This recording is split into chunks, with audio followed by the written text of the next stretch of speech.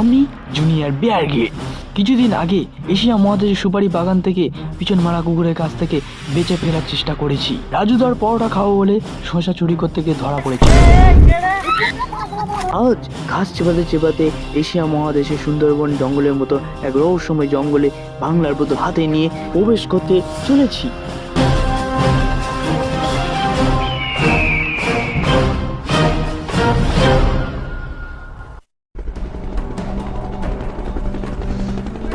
হেলিকপ্টারের মধ্যে pilot auto pilot করে চলে গেছে, সে ঝাঁপ মেরেছে কারণ সে বিপদ নিতে চায় না।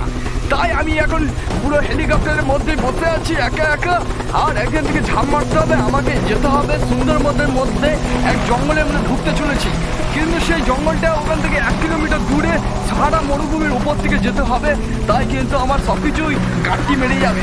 তাই এখন ঝাঁপ মারতে চলেছি, এখন ক্যামেরাম্যান ঠিক গিয়ে চলেছি। এই এবার জমো, এবার ঝাঁপ।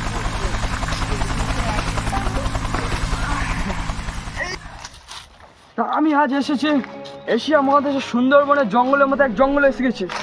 তো এই জঙ্গলে বাঘের থেকে মশার সাথে লড়তে হবে, আর বাঁচতে গেলে নিজের পেটটাকে ডাস্টবিন বানাতে হবে। চলো যাই।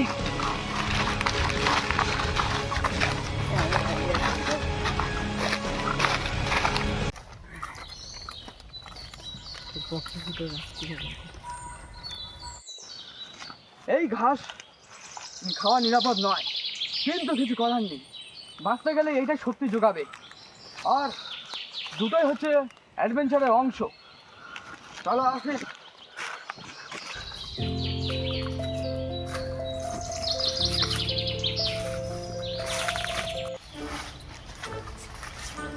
এই বাংলা আছে, রাতে আছে পানীয় জল, কারণ এই পানীয় জল করবে রাতের গা গরম করা ওষুধ। কারণ এখানে রান্নার কোনো সুযোগ নেই, আর এমনিতে রান্না করে কি লাভ, এটাই আছে। তো আর কি লাগবে।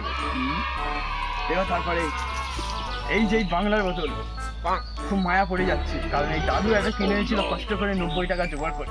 কারণ আমি সেই দোকানে বাজার করতে গিয়ে দাদু বাংলার বোতলটাই নিয়ে চলে এসেছি গা গরম করার জন্য, রাতের বেলা আমি এখানে থাকবো বলে। তা চলো আজকে এবার আর একটা আমার থাকার জন্য একটা জায়গা ব্যবস্থা করি। আসো, মনে রেখো জঙ্গলে থাকতে গেলে মশার সাথে সাথে ইঁদুরের ছায়াও দেখা যায়। আর বেশি কথা বলবো না, এখানে কথা বলাটা উচিত নয়, কারণ সেই আমার ঘাসটা খেয়েই কাটাতে হবে। এই ঘাসটা খেয়ে আছে চালাতে হবে রাস্তা।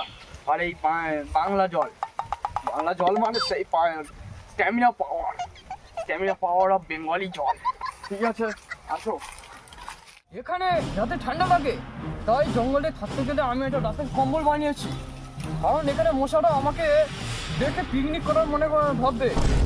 তাই চলো একটা আগুনের ব্যবস্থা করতে হবে, কিন্তু আগুন না পেলে গায়ে বাংলা ছড়িয়ে ঘুমোতে হবে, কারণ এই বাংলা একমাত্র হচ্ছে বেস্ট।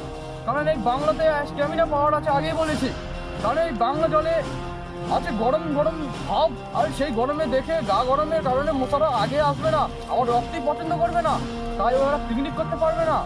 কারণ ওদের কাছে আমি সেই তুচ্ছ একটা মানুষের কাছে তো মশা কোনো ব্যাপার নাই, আসলে পক করে ফুলফুলটা দেবে, ঘুরে দিলে পরে মশা রক্ত ফিরে নেবে, তখন আমার এখানে জ্যান্ত রাস্তায় করে রাখবে, রক্ত কিছু থাকবে না। চলো যাই, জিনিসপত্র জোগাড় করতে হবে।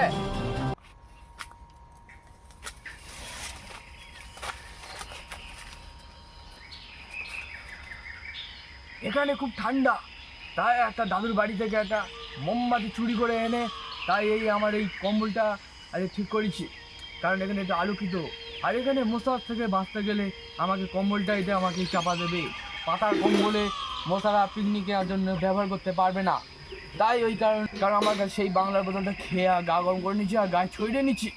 তাই এই অবধি কালকে সকালে দেখা হচ্ছে, কারণ মশারা পিছন থেকে এসে পিকনিক করতে পারে, আমার শরীরটাকে পুরো রক্ত খেয়ে জ্যান্ত শরীরটা হাসপাতালে জঙ্গলের মধ্যে ফেলে রাখে দেবে।